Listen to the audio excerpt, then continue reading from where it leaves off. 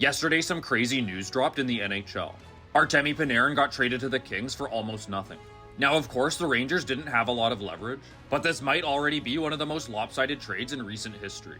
But while we wait to find out, let's revisit the top 5 most lopsided trades in the last 30 years. Starting off is the Taylor Hall for Adam Larson trade.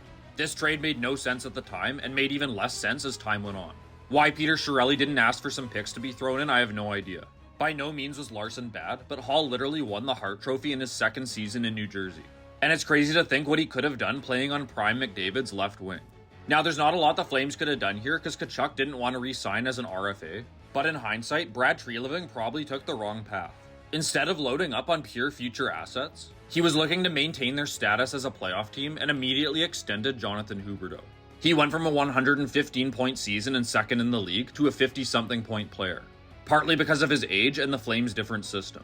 Meanwhile, Matt Tkachuk's time in Florida needs no explanation. He's had nothing but success. Joe Thornton became the only Art Ross or Hart Trophy winner in NHL history to be traded mid-season. There had been some ongoing tension between Joe Thornton and Bruins management, so they traded him to the Sharks for 3 mid-level players.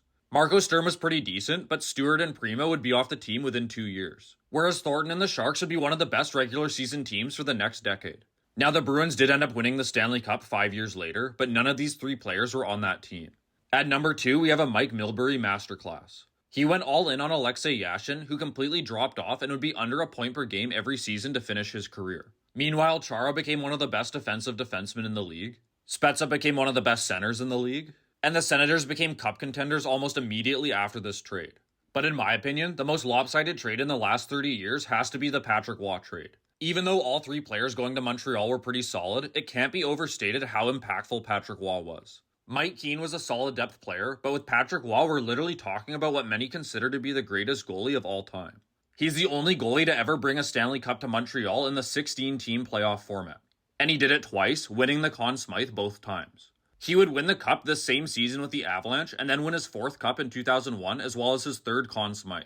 And the Avs would be one of the best teams in the league for a decade. His falling out with Montreal happened when recently hired head coach Mario Tremblay didn't pull him until he allowed 9 goals in 30 minutes. Tremblay and Waugh already didn't get along, and after he was finally pulled, Waugh told the owners that he played his last game in Montreal. What's ironic is that the Red Wings shot themselves in the foot by running up the score. Patrick Waugh would end up eliminating the Red Wings in the playoffs, who at the time set a new record for the most wins in an NHL season. If the Red Wings didn't run up the score in that game, maybe none of this would have happened and they would have been the 1996 Cup champions instead. In the comments, let me know what you think the most lopsided trade is and if you think the Rangers could have gotten more for Panarin.